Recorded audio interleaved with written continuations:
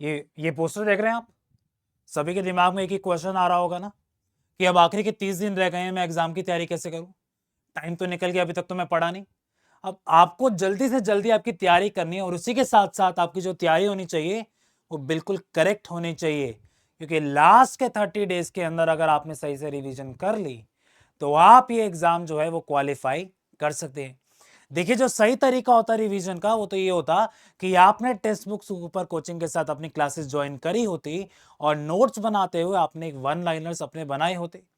लेकिन अगर आपने ये सब नहीं किया, आपने वो मेहनत नहीं करी है कि आपने बड़े-बड़े नोट्स नहीं बनाए, अपने वन लाइनर्स नहीं बनाए, अपनी प्रिपरेशन के दौरान अब लास्ट के टाइम पीरियड में अगर आप रिवीजन करना चाहते हैं, स्ट्रैटेजी बनाना चाहते हैं, तो कैसे करें?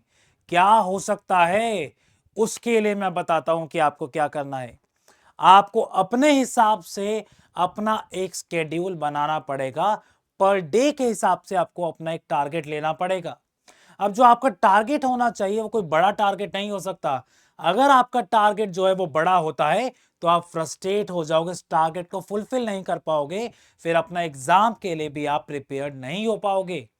तो इसीलिए सबसे पहला आपको जो काम करना है वो ये करना है कि आपको जो अपना टारगेट बनाना है वो उतना टारगेट बनाना है, छोटा सा टारगेट आप बनाइए पर डे का जो अचीवेबल हो।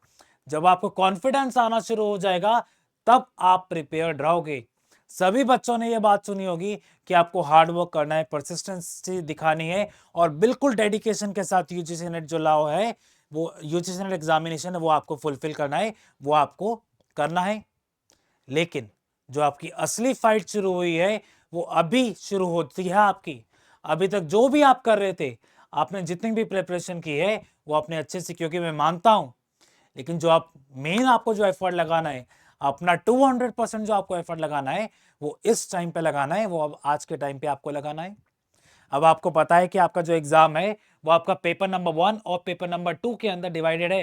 पेपर नंबर 1 आपका कॉमन एग्जाम रहेगा जिसके अंदर आपके 50 क्वेश्चन आते हैं। पेपर नंबर 2 के अंदर आपके 100 क्वेश्चन आएंगे जो आपका एक सब्जेक्ट स्पेसिफिक एग्जाम होगा। जैसे एक एग्जाम्पल ले लेते हैं कि आपका एक लॉ सब्जेक्ट है, तो पेपर नंबर 2 के अंदर आपके लॉ के 100 क्वेश्चन आएंगे, उसकी जो एवरेज वैल्यू होगी वो आपकी रहेगी एक क्वेश्चन के 2 मार्क्स। पेपर नंबर 1 आपका जनरल एग्जामिनेशन होगा।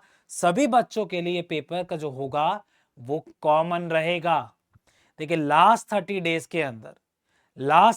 के अंदर एक तो पहले आपको अपने वन लाइनर्स आपके बने होने चाहिए कि आपको वन लाइनर्स पे फोकस करना है। शॉर्ट में चीजें लिखना शुरू कर दीजिए कि इस सब्जेक्ट से मुझे सिर्फ ये चीजें रिवाइज करनी है। अगर आप अभी भी लिखना शुरू करेंगे रिवाइज करते हुए कि मुझे इतना इतना, एक वन लाइनर आपने बना दिया, एक टॉपिक के आपने सपोज कीजिए 5 पॉइंट्स बना दिए। अब वो 5 पॉइंट्स के अंदर आपको डिटेल्स नहीं लिखनी।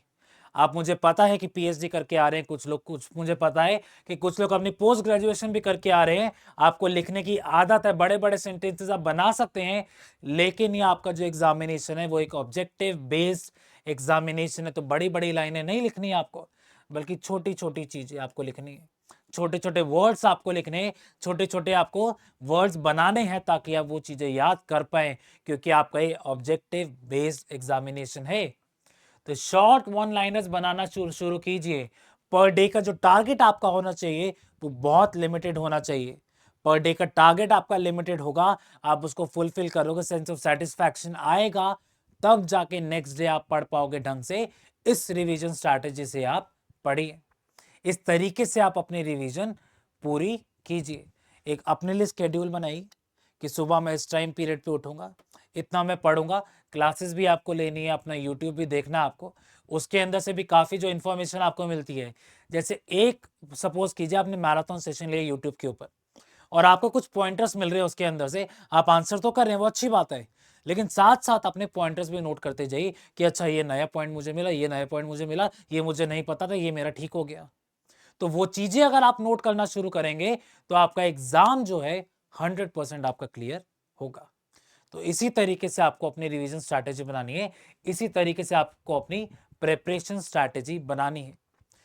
क्लासेस आप लेते हैं, उसके अलावा अपना स्केड्यूल बनाइए कि 4 5 6 घंटे या 7 घंटे 8 घंटे जो भी आप पढ़ेंगे, अपना टाइम डिवाइड कीजिए कि 1 घंटा मैं ये पढ़ूंगा, नेक्स्ट 1 घंटा ये पढ़ूंगा, नेक्स्ट 1 घंटा ये।